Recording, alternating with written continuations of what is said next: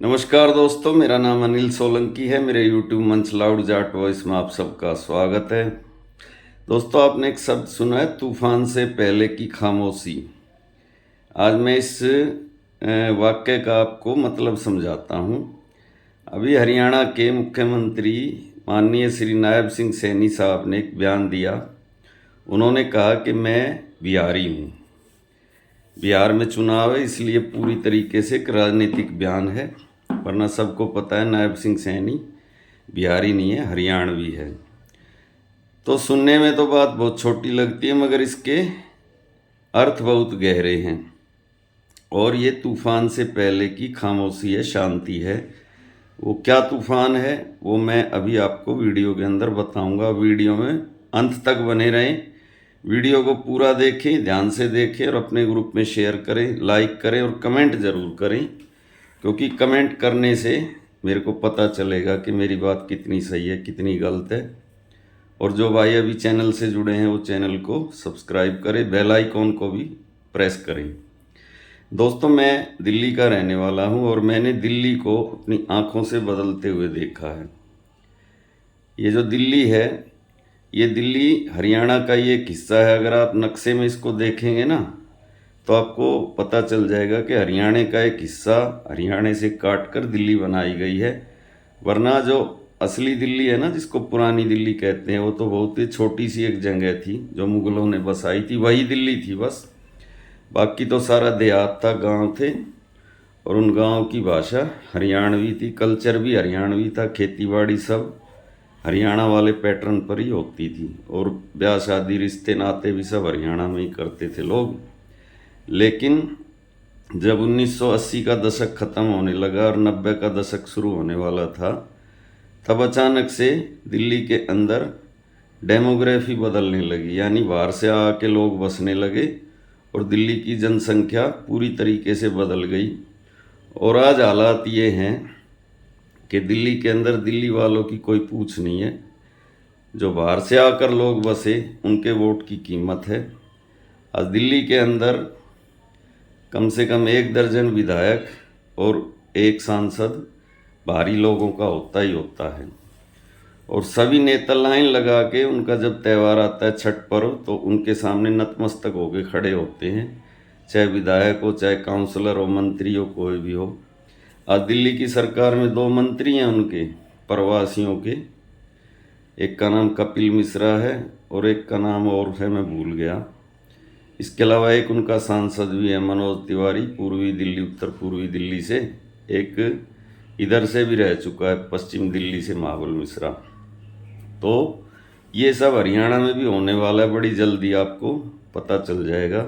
ये बात मैं क्यों कह रहा हूँ? ये बात मैं इसलिए कह रहा हूँ कि हरियाणा के तकरीबन 5 या 6 ज़िलों की डेमोग्राफी बदल चुकी है।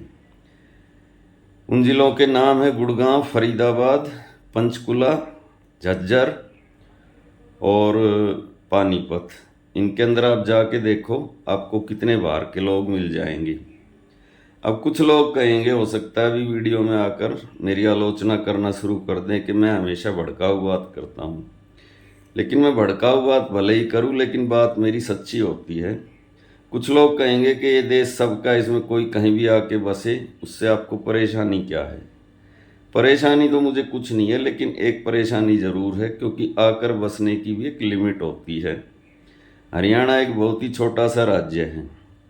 अगर इसके अंदर इसकी सारी आबादी 2-2.5 करोड़ है, अगर इसके अंदर बाहर से आगे 5-7 करोड़ आदमी बस गए, तो फिर होगा क्या? इस प्रदेश का तो कल्चर ही मिट जाएगा, जो एक हरियाणवी कल्चर था। मोटा पहनावा, मोटी भाषा, मोटा खाना, मोटा पीना, पहलवानी का शौक, ये सब चीज़ें तो ख़त्म हो जाएंगी, क्योंकि बाहर से आके लोग बसेंगे तो खेती की ज़मीन नहीं रहेगी। जैसे दिल्ली में 1 इंच भी ज़मीन कहीं नहीं बची है। फिर ना यहाँ पे पहलवान पैदा होंगे और ना ही यहाँ का हरियाणवी कल्चर बचेगा। हरियाणवी कल्चर से मेरा मतलब है जो हरियाणा का कल्चर था, सांग देखना, रागनी देखना, और संक्रांत में जो अपना कल्चर था कि जेठ या ससुरा रूस के बैठ जाता था गांव के किनारे पर और बहुएं जाके उसको मना के लाती थी, वो सारा कल्चर ख़त्म हो जाएगा। फिर यहाँ पे छठ मनेगी आपके हरियाणा में, अभी भी मन रही है 5-6 जिलों में तो, और सारे नेता लाइन लगा के उनके स्वागत के लिए खड़े हो जाते हैं।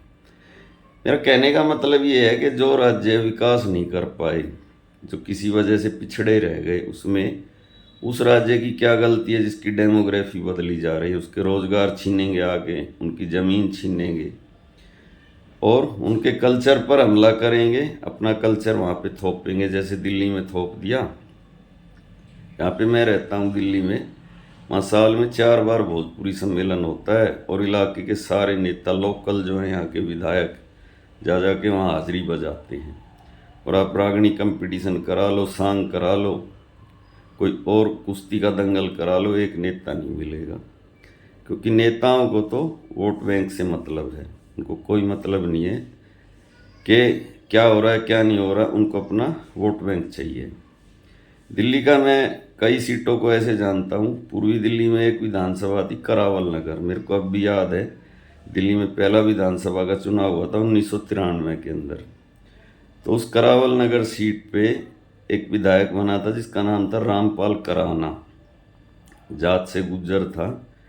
93 के बाद में 7 इलेक्शन हो लिए, उस सीट पर दोबारा गुज्जर एमएलए नहीं चुना गया। वहाँ पे सारे या तो उत्तराखंड के, या तो उत्तरांचल के, या तो पूर्वांचल के ये विधायक बनते हैं। तो जब हमारे देश का संविधान लिखा था संविधान लिखने वालों ने, तो उसके अंदर उन्होंने ये व्यवस्था करी थी कि जो विधायक या सांसद बनता है वो जनता का प्रतिनिधि होता है। ये बात तो आप सब जानते ही होंगे कि देश का राजकाज तो ब्यूरोक्रेसी चलाती है, अफसर चलाते हैं, और वो स्थायी राजा होते हैं। उनकी 40 साल की नौकरी पक्की होती है, उनको कोई नहीं हटा सकता। और विधायक हर 5 साल बाद बदलते हैं, मंत्री सरकारें भी अदल बदल जाती हैं। तो जो ब्यूरोक्रेसी होती है ना किसी राज्य के अंदर, बड़े जो ब्यूरोक्रेट होते हैं आईएएस आईपीएस, वो तो होते ही दूसरे राज्य के हैं, और वो आपकी सुनेंगे ही नहीं, क्योंकि उनको आपसे वोट ना थोड़ी ना लेना है। लेकिन विधायक सांसद ये आपके लोकल जनप्रतिनिधि, इसीलिए संविधान में ये व्यवस्था की गई थी कि आप इनका कॉलर पकड़ के हिला सकें तथा इनसे कह सकें कि मेरा ये काम आप करवाएं।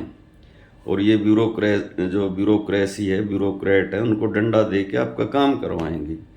अब आप कल्पना कीजिए कि जहाँ ब्यूरोक्रेट भी बाहर के होंगे और एमपी एमएलए भी बाहर के आदमी आके बनेंगे, तो आपकी सुनेगा कौन?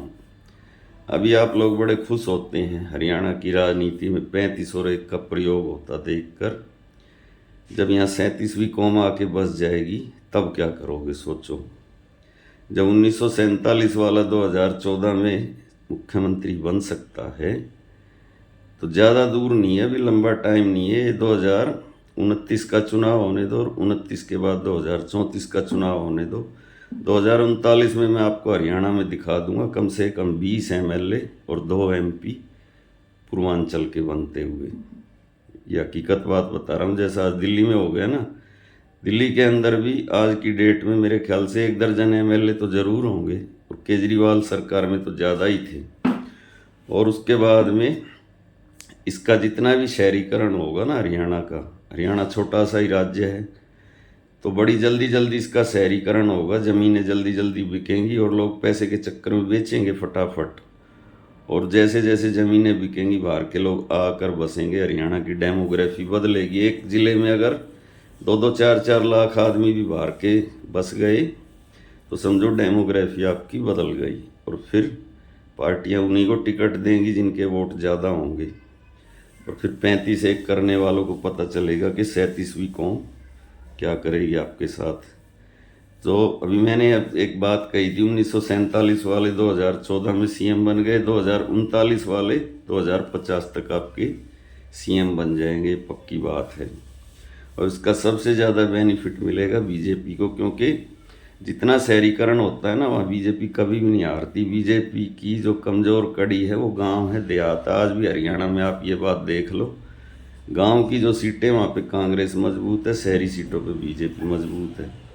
और गुजरात में भी इसीलिए बीजेपी कभी नहीं हारती कि वहाँ पे शहरी सीटों की संख्या ज़्यादा है और देहाती सीटों की संख्या कम है गुजरात के अंदर।